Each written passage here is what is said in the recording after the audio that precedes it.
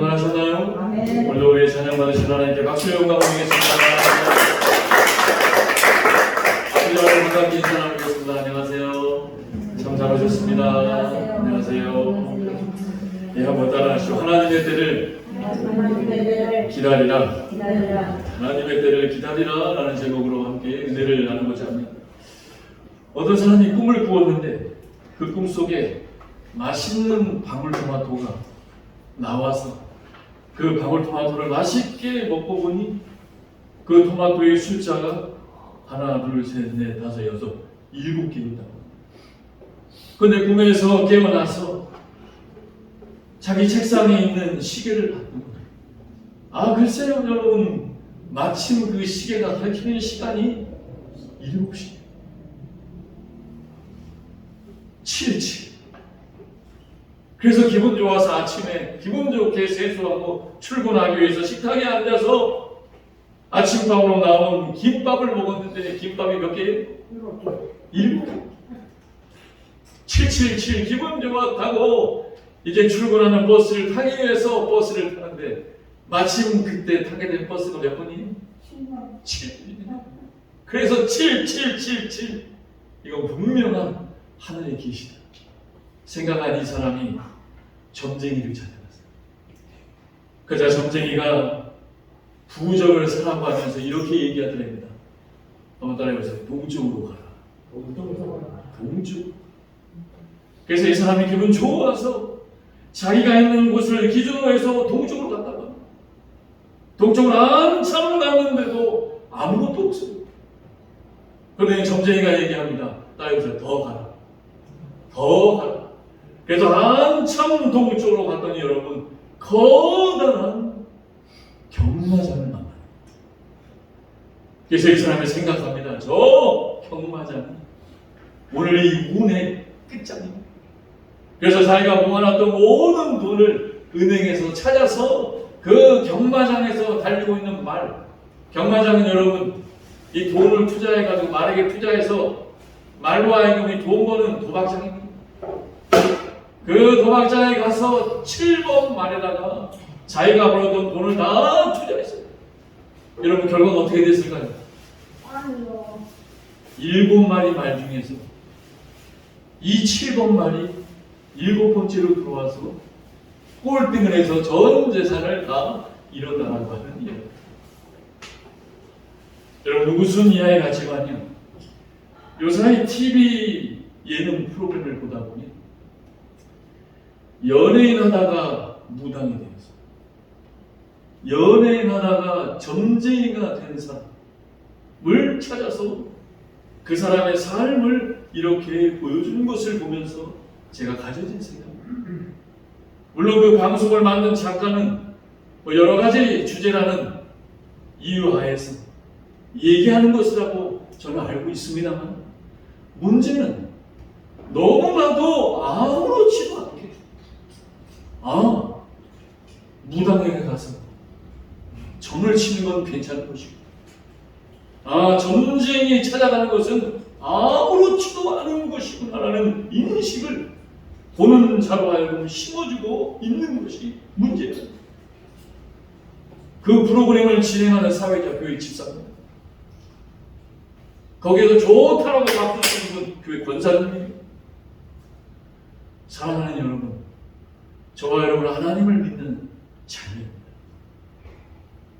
하나님을 믿는 사람은요, 텔레비전도 아무렇지도 않게 보고 핸드폰도 아무렇지도 않게 그냥 아무거나 막 보면 안 되는 것이에요. 노래를 부르고 노래를 듣는 것도 아무렇지 않게 듣고 부르는 것이 아니에요. 우리는 반드시 하나님의 말씀이라는 이 기준 안에 하나님의 말씀이 하는 것과 하나님이 하지 말라는 것을 구별할 줄 알고 분별할 줄 알아야 돼요. 그래서 우리는 그것을 영적인 분별력이라고 합니다. 하나님이 하라는 것과 하나님이 하지 말라는 것을 분별할 줄 알아야 돼요. 그래서 여러분 하나님의 말씀인 성경을 읽어야 되는 것이고 오늘도 하나님의 말씀을 전하는 주의 종의 말씀을 들을 수 있어요. 읽지 않고 듣지 않으면 하나님이 무엇을 하라고 하는지, 하나님이 무엇을 하지 말라고 했는지를 알 수 없기 때문이라는 사실입니다.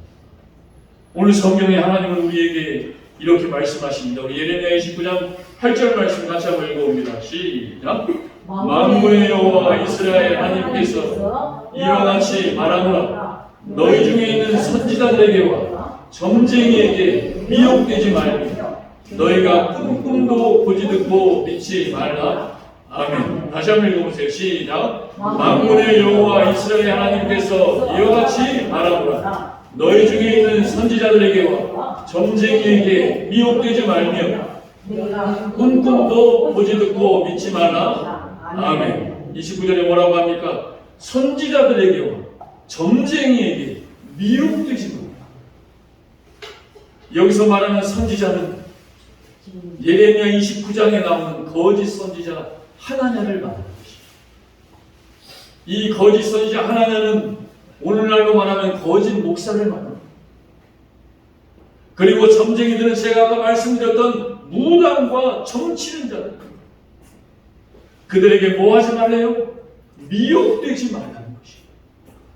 다시 말해서 그들은 미혹하는 자는, 미혹이 뭡니까? 진실을 말하지 않고 거짓을 말한다. 사전적인 의미를 찾아보니까 미혹이란 무언가에 홀려서 정신을 차리지 못하게 한다는 것입니다. 여러분, 목사는 하나님을 만나게 하는 종입니다. 그런데 목사가 하나님을 만나게 하는 것이 아니라 하나님이 아닌 다른 무언가에 홀려서 정신을 차리지 못하게 만든다면 그것은 거짓 선지자입니다. 거짓 선지자는 마귀 사탄의 종이라는 사실을 기억하시기 바랍니다. 오늘 본문은요, 하나님의 종인 예레미야가 이제 자기 백성 이스라엘이라는 나라가 바벨론이라는 나라에 멸망해서 자기 나라의 백성들이 바벨론이라는 나라의 포로로 끌려가고 있는 거예요. 그 포로로 끌려가고 있고 끌려가는 자들에게 하는 하나님의 말씀입니다. 여러분, 지난주가 우리나라에 국군의 날이 있었습니다. 혹시 텔레비전 보셨습니까? 그 광화문 광장 앞에 6회 공군이 시가 행진을 하고 사회를 하고 하늘에 블레이가 있으라는 전투기가 날아가는 걸 보면서 여러분 얼마나 마음이 웅장해졌습니까? 여러분, 나라는 하나님이 지키는 것이지만 그 다음에 하나님이 주시는 힘이 있어야 내 나라의 평화를 지킬 수가 있는 것입니다. 여러분, 평화의 반대는 포로예요. 평화를 잃어버리면 내 나라는 포로가 되는 것입니다. 특별히 우리나라는 그런 안타까운 역사적인 비극의 경험을 너무나도 많이 가지고 있는 나라입니다. 그러다 보니 포로로 끌려가는 이스라엘 백성들 한치 앞에 보이지 않아요. 지푸라기라도 잡고 싶은 심정, 너무나도 괴롭고 너무나도 안타까웠던 우리 민족의 그 어려운 상황을 이 이스라엘 백성들의 포로 생활을 통하여 돌아보게 됩니다. 아무것도 보이지 않는다고 합니다. 그래서 지푸라기 하나라도 잡고 싶은 시대였다고 합니다. 그런데 그 절망의 시간을 사로잡혀가는 포로들에게 오늘 예레미야는 경고합니다. 뭐라고 경고합니까? 점쟁이와 거짓 선지자에게 휘둘리지 마라. 거짓과 허상의 운명을 맡기고 살지 말라.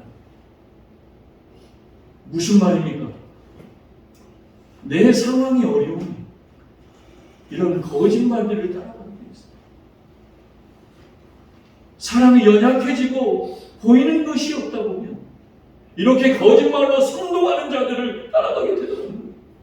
그래서 그 점쟁이와 거짓 선지자들에게 휘둘리지 마라. 하나님의 자녀는 어떠한 상황 가운데서도 빛으로 하나님을 믿는 믿음으로 살아가야 한다고 이야기하고 있는 것입니다. 그러니 오늘 역사적 배경, 이 말씀의 배경은 뭐예요? 나라가 망해서 포로로 끌려갑니다. 국가도 주권도 땅도 힘도 없는 노예가 되어버린 상황. 그런데 이러한 상황에 하나님께서 예레미야라는 선지자를 통하여서 그 포로로 잡혀가고 있는 백성들에게 이렇게 말합니다. 여러분들이 우리가 지금 이렇게 포로로 끌려가게 된 것은 첫째, 우리가 하나님을 떠났기 때문에, 그리고 하나님께서 하라고 하신 그 뜻대로 살아가지 못했기 때문에. 그러니 여러분, 포로로 끌려간다고 해서 너무 마음 아파하지만은 마십시오.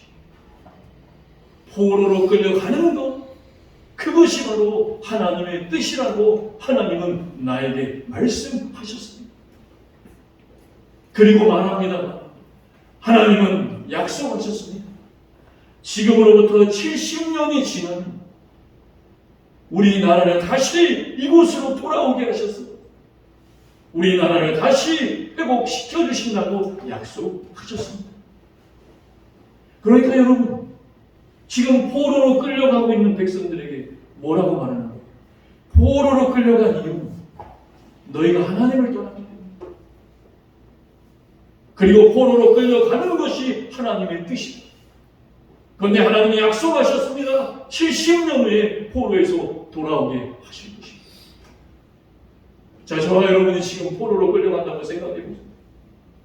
지금 포로로 끌려가는 것도 너무너무 힘들고 억울하고 답답한데 걷다 대고 한다는 말이 여러분들이 하나님을 떠났기 때문에 포로로 끌려가는 거예요. 그리고 한 수 더 얘기해요. 포로로 끌려가는 것이 하나님의 뜻입니다. 그런데 하나님은 70년 후에 돌아오신다고 약속하셨습니다. 여러분이 포로로 끌려가는데 그렇게 얘기하면 여러분 마음이 어떻겠습니까? 그런데 여러분 성경에 보면 예레미야가 이런 말을 할 때 어떤 사람이 나타납니까? 예레미야 28장에 보면 거짓 선지자 하나냐가 이때 나타나요. 그래서 뭐라고 거짓말로 선동합니까? 여러분, 하나님이 저에게 말씀하셨습니다. 70년 후에 돌아오는 것이 아니라 2년 후면 여러분은 이 땅으로 돌아올 것입니다. 2년 후면 하나님께서 우리를 끌고 간 바벨론 왕의 멍에를 꺾으시고 이 나라를 2년 만에 다시 회복시키실 것입니다. 라고 거짓말로 선동을 하는 거예요. 자, 여러분 같으면 어떤 말에 귀가 솔깃하겠습니까? 70년이에요? 2년이에요? 2년 하나밖에 없어요. 끝까지 70년까지 참으시겠다는 거 그래도 여러분, 둘 중에 하나는 분명히 거짓말하는 거죠. 분명히 둘 중에 하나는 거짓말이죠. 그런데 하나님께서 이 예레미야와 하나냐를 어떻게 분별하십니까? 우리 예레미야 28장 15, 16, 17절 같이 한번 큰 목소리 읽어봅니다. 시작. 선지자 예레미야가 선지자 하나냐에게 이르되 하나야 들으라. 여호와께서 너를 보내지 아니하셨느냐. 내가 이 백성에게 거짓을 믿게 하는도다. 그러므로 여호와께서 이와 같이 말씀하시되 내가 너를 지면에서 제하리니 내가 여호와께 패역한 말을 하였으며 내가 금년에 죽으리라 하였더니 선지자 하나냐가 그의 7째 달에 죽었더라. 아멘. 사랑하는 여러분, 하나님은 정확하게 거짓을 구별하십니다. 하나님은 분명히 거짓말한 자 드립니다. 정확하게 하나님은 죽이시고 70년 후에 이스라엘을 회복시켜 주셨다. 그럼 여러분, 왜 하나님은 70년을 2년이라고 거짓말을 한 것입니까? 왜 70년을 2년이라고 거짓말을? 우리 15절 같이 한번 읽어볼까요? 시작. 선지자 예레미야가 선지자 하나냐에게 이르되 하나냐여 들으라.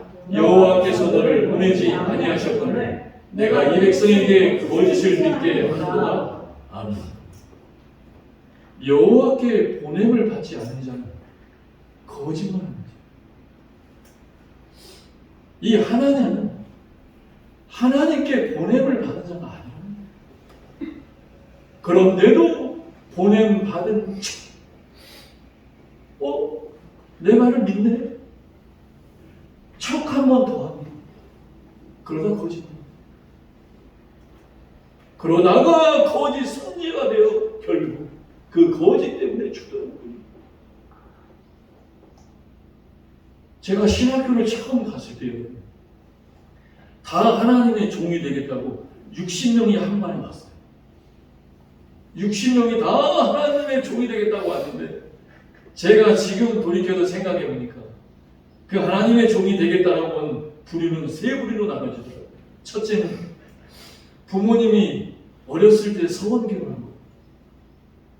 그리고 임신이 안 되니까 하나님 임신을 시켜주시면 이 아이를 하나님께 드리겠습니다고 서원기도를 한 거예요.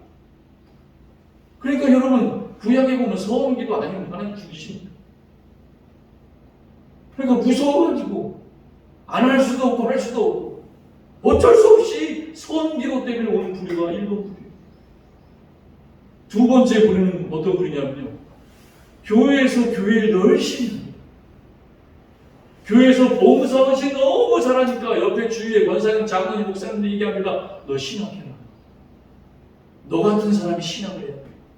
그래가지고 열심히 하다가 온 거예요.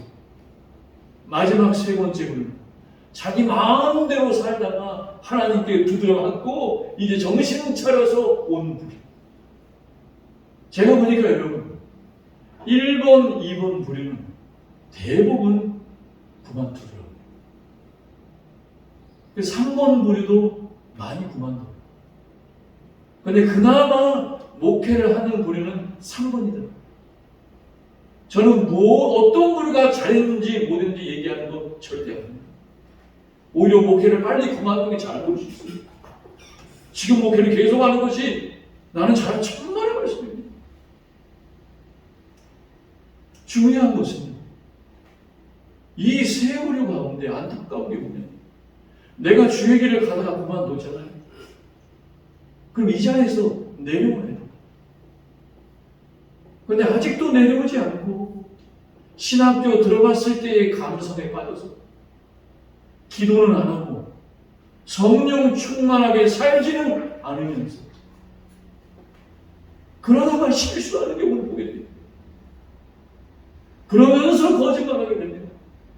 그러다가 거짓 선지자가 되더라고요. 저는 이 하나냐를 이렇게 봅니다. 하나냐는 많은 거, 좋은 걸 많이 보고 경험했을 거예요. 그러나 그는 성령 충만한 자가 아니었어요. 기도하는 자가 아니었습니다. 그러다 보니 거짓말하게 되고 그 거짓말을 통해서 미혹의 영이 들어왔어요. 결국 비참한 삶을 마무리하게 되더라는 것입니다. 그럼 이제 본문을 중심으로 이러한 배경과 중심 가운데서 오늘 하나님께서 우리에게 주시고자 하시는 은혜는 무엇인가? 우리 첫째입니다. 우리 예레미야 29장 4절 말씀 같이 한번 읽어봅니다. 시작. 만군의 여호와 이스라엘의 하나님께서 예루살렘에서 바벨론으로 사로잡혀가게 한 모든 포로에게 이와 같이 말씀하시니라. 아멘. 첫째입니다. 같이 한번 읽어보실까요? 시작. 포로로 잡혀가게 하신 것도 하나님이십니다. 아멘. 포로로 잡혀가게 하신 것도 하나님이라는 사실을 알아야 된다. 오늘 4절 말씀에 보면 사로잡혀가게 한 모든 포로라고 나옵니다. 사로잡혀가게 한 포로. 사로잡아간 포로가 아니라 누군가가 사로잡혀가게 하였다. 여러분, 누가 사로잡혀가게 하셨습니까? 그분이 바로 하나님. 여러분, 하나님은 우리에게 기쁨과 즐거움과 건강만 주시는 분이 아니시라는 겁니다. 때로는 저와 여러분의 인생에 포로와 같은 상황도 주시는 거예요. 더 이상은 소망이 없는 것 같이 생각하며 살아가는 시간도 하나님은 저와 여러분에게 주시는 것입니다. 여러분, 이 하나님이 저와 여러분과 함께 한다는 사실을 믿으시기 바랍니다. 포로가 뭐예요? 내 자유 아무것도 없어요. 내가 하고 싶었던 꿈, 비전, 이상, 내가 계획했던 모든 것 하나씩 끊었어요. 하나님은 저와 여러분을 그렇게도 만드시는 하나님입니다. 그래서 구약 성경에 보면 요셉의 형들이 왕따를 시켜서 어떻게 합니까? 얼마나 동생이 꼴보기 싫었습니까? 그 동생을 노예로 은 20에 팔아버립니다. 형들이, 내 가족이, 내 핏줄이 나를 팔아버려요, 여러분. 그런데 그 팔려가는 시간에도 요셉은 뭐라고 고백합니까? 팔려갈지라도, 한번 따라하시면, 하나님은 나와 함께 하십니다.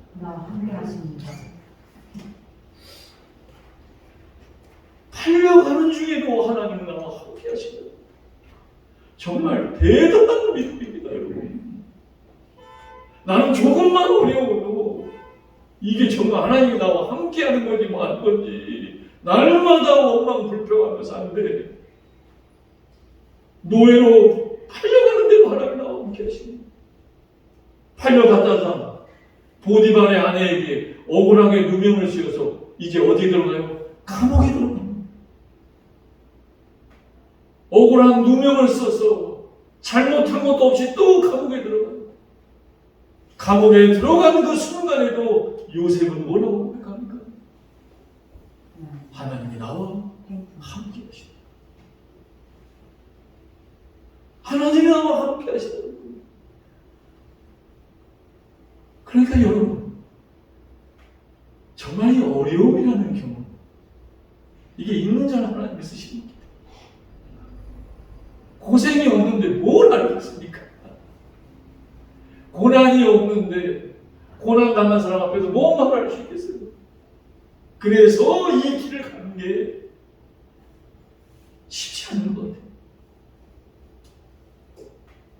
나중에 하나님이 그 고난을 통해서 요셉을 국무총리가 되게 하십니다. 그런데 국무총리가 된 그 순간에도 요셉은 뭐라고 고백합니까? 하나님이 나와 함께 하십니다. 그리고서 자기를 팔았던 형들을 만나죠. 그 형들을 만나서 뭐라고 고백합니까? 우리 창세기 50장 20절 같이 한번 읽어봅니다. 시작. 당신들은 나를 헤아려 하였으나 하나님은 그것을 선으로 바꾸사 오늘과 같이 많은 백성의 생명을 구원하게 하셨나니 아멘. 형들은 나를 헤아려고 하였으나 하나님은 그것을 뭐로 바꿨대요? 선으로 바꿔서 오늘날의 이스라엘 나라와 같은 많은 생명을 구원하게 하셨다는 것입니다. 사랑하는 여러분, 그렇습니다. 이스라엘을 누가 잡혀가게 하신 거라고요? 하나님. 이 믿음으로 살아가는 자가 되시기 바랍니다. 그래야 정치 만나요. 그래야 이 믿음으로 살아야 사주팔자로 다니지 않는 것입니다. 이 믿음이 없으면 지금 당장 포로 잡혀간 것 같으니까 어떻게 하는지 그러다 전쟁이 보이는, 그러다 무당 보는 겁니다. 사주팔자 따라가는 거예요. 이렇게 얘기했더니 어떤 성도가 뭐라는 줄 아세요? 아니 목사님, 그냥 보는 거죠. 그냥 가는 거죠. 여러분, 이 세상에 그냥이 어디예요? 이 세상에 그냥 없습니다. 내가 수도 없이 생각한 것이고 내가 수도 없이 유혹에 빠졌던 것을 내가 지금 말하고 행동하는 것, 정확히 말하면 그것도 믿음입니다. 어떤 믿음이요? 타락한 믿음. 제가 물어보겠습니다. 여러분, 우리 창평한 교회 다니시는 거 행복하십니까? 여러분이 참평교회 다니는 거 힘이 나십니까? 아멘. 제가 소위 목사님들 만나면 맨날 저에게 하는 말이 이거 어떻게 해? 아이고 어떻게 계속 어떻게 해? 어떻게 해?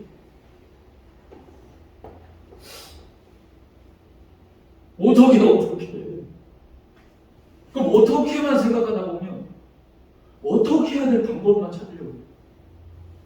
기도 안 합니다. 방법만 찾으려고 해요. 이렇게 됐건 저렇게 됐건 하나님께 기도합니다.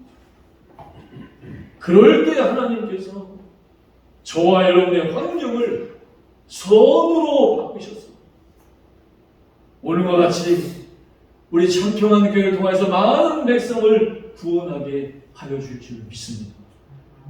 이 믿음이 있어요. 내가 포로로 끌려가는 것 같다면 하나님이 이렇게 하셨다는 거예요. 두 번째입니다. 우리 10절 말씀 읽고 마치겠습니다. 10절입니다. 시작.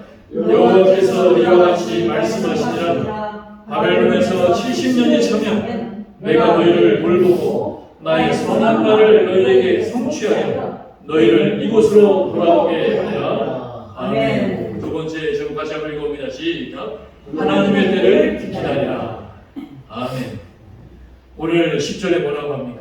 하나님의 때는 몇 년이래요? 70년. 하나님 이스라엘 백성을 광야를 지나셔서 가나안에 들어가게 하시기까지 광야 몇 년을 지나가게 하셨습니까? 40년이죠. 하나님의 때가 있다. 그 하나님의 때가 있는데 오늘 본절에 뭐라고 합니까? 70년이 뭐하래요? 차면 70년이 차야 된다. 아이 하나님 1년만 좀 빼주세요. 너 말 안 들었으니까 1년 플러스. 그런 하나님 아니라는 거예요. 정확하게 하나님은 70년이 차야 돌아온다. 그러면서 오늘 11, 12, 13절에 이렇게 말씀하십니다. 우리 11, 12, 13절 같이 한번 읽어보자. 시작. 여호와의 말씀이니라. 너희를 향한 나의 생각을 내가 아나니 평안이요 재앙이 아니니라. 너희에게 미래와 희망을 주는 것이니라. 너희가 내게 부르짖으며 내게 와서 기도하면 내가 너희들의 기도를 들을 것이요 너희가 온 마음으로 나를 구하면 나를 찾을 것이요 나를 만나리라. 아멘. 여러분 결론입니다. 내가 너희에게 주는 이 70년 여기 11절에 재앙이 아니라 하나님이 포로로 보냈다라는 게 믿어지지 않으면 70년은 재앙입니다. 그렇죠? 그런데 하나님 뭐라고 해요? 재앙이 아니라 너희를 향한 내 생각은 평안이요 미래와 희망을 주는 것입니다. 12절에 그러니 포로로 끌려갔다고 낭만하며 좌절에 빠지지 말고 내게 와서 부르짖으며 기도하면 내가 너희의 기도를 들을 것이고 기도하며 온 마음으로 나를 구하며 나를 만날 것이요 나를 찾아낼 것이라고 하나님은 약속하고 계시더라는 것입니다. 사랑하는 여러분 결론입니다. 하나님의 때를 기다리는 자는 기도하는 자만이 기다릴 수 있다. 하나님을 찾는 자만이 하나님의 때를 기다릴 수 있다는 거예요. 그러니까 기도하지 않고 성령 충만하지 않으면 무당 찾아가는 것이고 점쟁이 찾아가는 것이고 사주팔자로 따라가는 것입니다. 사랑하는 여러분, 우리의 미래는 하나님의 때가 이루어지는 시간입니다. 그 하나님의 때를 위하여 오늘도 우리는 기도하는 겁니다. 이제 가을입니다. 정말로 기도하기 좋은 계절입니다. 저도 새벽에 나오면 에어컨을 안 틀어놓으니까 여름엔 더워가지고 여기가 34도입니다. 근데 이제는 창문만 열어놔도 너무 시원해요. 여러분 기도하기 좋은 이렇게 좋은 계절. 사랑하는 여러분 기도하시기 바랍니다. 오늘 하나님의 말씀을 붙잡고 주의 종에 선포된 말씀을 붙잡고 한 주간 매일매일 기도하셔서 나를 통한 하나님의 때가 이루어지는 그러한 축복의 인생을 살아가는 우리 찬송하는 모든 성도들이 될 수 있기를 우리 주님의 이름으로 축원합니다. 이 시간 말씀 생각하며 결단의 기도 드릴 때 사랑의 아버지 하나님, 포로로 보내신 것도 하나님이시고 지금 내 마음과 내 뜻대로 되어지지 않는 환경도 하나님이 보내시고 하나님의 때를 기다리겠습니다. 기도하며 성령 충만함으로 기다리겠습니다. 운명 따라 살지 않겠습니다. 하나님 나를 붙잡아 주옵소서. 우리 말씀 생각하며 주여 한번 부르짖고 결단의 기도 드립니다. 주여 할렐루야.